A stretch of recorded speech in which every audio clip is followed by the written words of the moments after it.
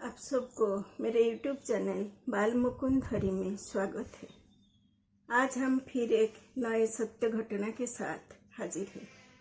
इस घटना 50 साल पहले की बात है, जब पश्चिम बंग की एक छोटी सी शहर शामपुर उधर घटित हुआ था।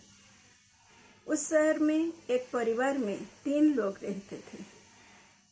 उस घर की मुखिया जो भूपेन मंडल और उनकी पत्नी अनीता मंडल और उनकी एक बेटी आलोका मंडल, ये 3 लोग हंसी खुशी से अपना गुजारा कर रहे थे। भूपेन दा एक फार्म में नौकरी करते थे। वो जो पगार मिलता था वो लाकर पत्नी के हाथों में दे देते थे और पत्नी अनीता मंडल एक सुगृहिणी थी। वो हंसी खुशी उनकी परिवार चला लेती थी। कुछ दिन बाद उनकी बेटी आलोका पढ़ लिख कर उसी फार्म में नौकरी कर ली। अब भूपेंदा बाल्यकाल से वो लड्डू गोपाल को पूजा करते थे। वो लड्डू गोपाल की बाद उनकी इस संसार में और कुछ से कुछ लेना देना नहीं था। उनकी पत्नी के ऊपर ही घर परिवार के हर दायित्व था। तो एक दिन सवेरे सवेरे उठकर भूपेंदा फूल चुनते थे, तुलसी चुनते थे, माला बनाते थे और लड्डू गोपाल को पूजा लेकर बैठ जाते थे। लड्डू गोपाल के स्नान कराते थे, फिर फूल की माला पहनाते थे और तुलसी चंदन लगाते थे, भोग लगाते थे, आरती करते थे। ये सब करके जब उठते थे उनके ऑफिस टाइम हो जाता था, तो खा पी कर ऑफिस चले जाते थे। अब इतने भोले थे भूपेंदा कि किसी की कोई दुख को सहन नहीं कर सकते थे। परोपकारी थे, संवेदनशील थे। एक दिन उनके एक बाल्य बंधु राघव उनसे उनके घर पर आकर बोला, भूपेंदा देखो, मेरे पत्नी बहुत बीमार है, बोलकर वो रो पड़े। उनकी ऑपरेशन करना जरूरी है और डॉक्टर बोलते हैं कि 5,000 रुपया लगेगा। उस टाइम में 5,000 रुपये के मूल्य बहुत होता था। तो वो रो कर बोले, मेरे तो वक़्त नहीं, मेरे तो इतने रुपया देने की क्षमता नहीं है, इसलिए मैं तुम्हारे पास आई हूँ। अगर तुम मुझे हेल्प कर दोगे तो मेरे पत्नी की जान बच जाएगी। भूपेंदा उसे सांत्वना देते हुए बोले, देखो तुम रो मत, मुझसे जो बन पड़ेगा मैं करूँगा। ठीक है, मैं अपनी प्रोविडेंट फंड से 5,000 रुपया निकाल कर तुम्हें देता हूँ। तुम अपनी पत्नी की ऑपरेशन करो, पर एक बात ध्यान रखना, मेरे बेटी की शादी से पहले तुम रुपया जरूर लौटा देना। राघव जरूर बोल के वहाँ से उठकर चले गए और बाद में उनकी पत्नी की ऑपरेशन हुआ। पत्नी स्वस्थ होकर घर लौट आए, पर कुछ दिन बाद भी राघव रुपया देने को जैसे भूल ही गया। एक दिन अनीता देवी ने कुछ रुपये की ज़रूरत होने पर भूपेंदा को बोले, जाओ राघव से बोलो, बहुत दिन हो गए, वो रुपया देने की नाम ही नहीं लेता, उससे रुपया मांग। तो भूपेंदा उधर जाकर राघव को बोले। राघव बोले, देखो भूपेंदा, अब मेरी तंगी चल रही है, सामने दुर्गा पूजा है, बोनस मिल जाएगा, तब मैं तुम्हारा उधार चुका दूंगा। भूपेंदा चुपचाप घर आ गए और पत्नी को सब कुछ बोल डाले। एक दुर्गा पूजा गया, दूसरी दुर्गा पूजा गया, पर राघव रुपया लौटाने की नाम ही नहीं लेता था। तो एक दिन अनीता देवी ने भूपेंदा को बोली, देखो तुम और तुम्हारे लड्डू गोपाल, इसके सिवा तुम देश दुनिया की कोई खबर नहीं रखते। तुम जानते हो तुम्हारे एक विवाह योग्य लड़की भी है, क्या उनकी शादी नहीं करोगे? लोग क्या कहेंगे? हम लोग उसकी पगार को खाते हैं और उसको घर बैठा रखे। नहीं नहीं, भूपेंद्र कानों में हाथ दे दिए, ये नहीं होगा। जैसे भी हो बेटी की शादी करनी पड़ेगी। तो कैसे करोगे? तुम तो एक दिन भी इस विषय में सोचते नहीं हो। हर दिन लड्डू गोपाल करके घूमते हो। देखो, मेरे भैया ने एक पात्र देखा है। शहर में पात्र नौकरी करता है और गांव में उनकी माँ है, कुछ खेतीबाड़ी भी है। और अगर तुमको अच्छा लगे तो मैं जाकर पात्र देखाऊं।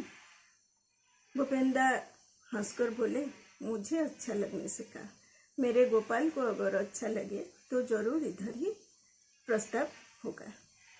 ये सुनकर अनीता देवी ने मुख फुलाकर बोली, तुम तो हरदम तुम्हारे गोपाल, मैं जानता हूँ तुम और तुम्हारे गोपाल मिलकर सब ठीक ठाक कर दोगे। तुम्हारे बस की बात है नहीं। जाओ, राघव से जाकर रुपया लौट लाओ और मैं एक गाड़ी करके पात्र के घर में जाऊंगा और कुछ फल कुछ मिठाई लेकर जाऊंगा। इसलिए रुपया की ज़रूरत है, तुम जाकर राघव से रुपया ले आओ।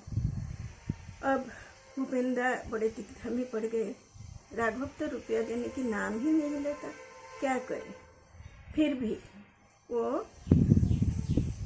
ऑफिस जाते वक्त राघव की दुकान में जाकर पहुंचे। राघव एक बड़ा सा मॉल में सेल्समैन का नौकरी करता था। वो जाकर देखे, एक बड़ा सा कांच के गेट के सामने सिक्योरिटी बैठा था। राघव के बारे में भूपेंद्र पूछने लगे तो वो अंगूठा दिखाकर राघव की ओर दिखाए।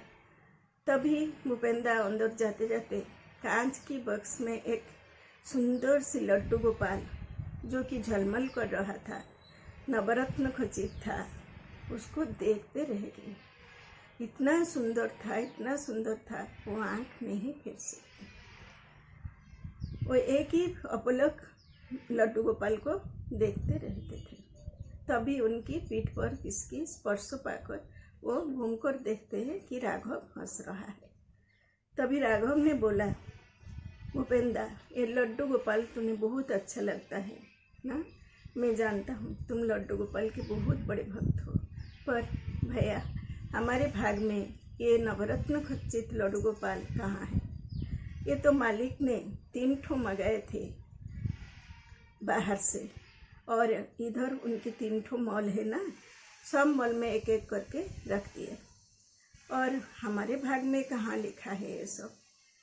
तब भूपेंद्र कुछ बोलने से पहले राघव बोल पड़ा, भूपेंद्र मुझे माफ़ करना, आज तक मैं तुम्हारा रुपया नहीं लौटा सका, पर मालिक बाहर गए थे, अब आ गए हैं, उनसे बोनस मांग कर और एडवांस मांग कर मैं तुम्हारे रुपया जरूर लौटा दूंगा। ये सुनते ही भूपेंद्र चुप हो गए और कुछ बोल नहीं सके, और लड्डू गोपाल को देखते देखते मन ही मन ये सोचने लगे कि अगर मुझे ऐसे एक लड्डू गोपाल मिल जाता तो कितना अच्छा होता। फिर मन ही मन हंस पड़े। मैं बामन होकर चंद्र की ओर हाथ करता हूँ, क्या वो चंद्र मुझे मिलेगा? ऐसा संभव नहीं है। ये सोचकर वो धीरे धीरे उसी मॉल से निकलकर अपने ऑफिस की ओर चल दिए। फिर ऑफिस में अपना कर्म समाप्त करके जब घर लौटे रहे थे तो रास्ते में सोच रहे थे, ना जाने आज अपनी पत्नी से क्या क्या खरी खोटी सुनने को मिलेगा।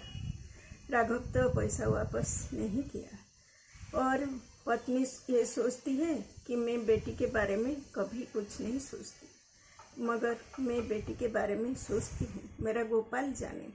मैं हरदम सोचती हूँ मेरे बेटी को एक अच्छा घर परिवार मिल जाए, अपने पति के साथ वो खुशी खुशी रह सके। ये मेरे आंतरिक इच्छा है, पर मैं क्या कर सकूँ? मेरा औकात तो मेरा गोपाल जानता है, और मुझे ये भरोसा है मेरे गोपाल जरूर मेरे बेटी को एक अच्छी ससुराल देगा और मेरी बेटी हंसी खुशी उधर राज करेगा। पर मेरी पत्नी की ये भरोसा नहीं है, वो मुझे और मेरे गोपाल को कभी विश्वास नहीं करती। फिर भी देखते हैं आज क्या होता है, ये सोचकर वो आकर घर के सामने पहुंच गए। तभी देखते हैं कि उनकी पत्नी अनीता देवी हंस हंस कर घर से बाहर आ रहा है और आकर भूपेंद्र को बोली, इतनी देर कर दी, कब से हम तुम्हारे इंतजार में बैठे हैं, तो देखो हमारे घर में कितने बड़े आदमी आए हैं। तभी भूपेंद्र बोले, तो जलपान की कोई व्यवस्था करने बाजार जा रहा हूँ। नहीं नहीं, बाजार मत जाओ, वो सब हम निपटा लिए। अब तुम अंदर आओ और उनके साथ बात करो। आज मैं एक बात खुलकर तुमको बोलती हूँ कि तुम्हारे गोपाल जरूर है और वो हमारे बेटी के लिए एक अच्छा प्रस्ताव भी लाए हैं और मुझे ये लगता है कि इधर ही हो जाएगा। देखो, मैं आज तुमको और तुम्हारे गोपाल को बहुत मानती हूँ और बहुत धन्यवाद देती हूँ। तुम पहले घर तो आओ।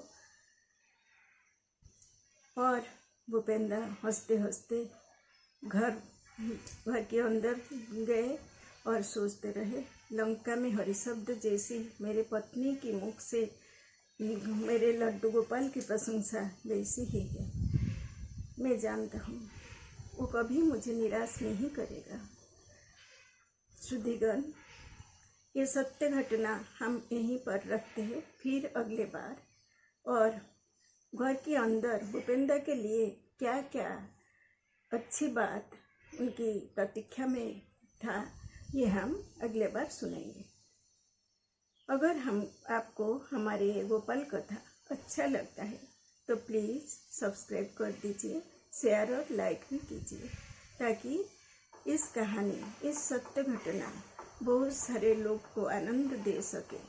और इस कलियुग में इस नाम की प्रचार ही सबसे बड़ी बात है। भवसागर तरने के लिए नमस्ते।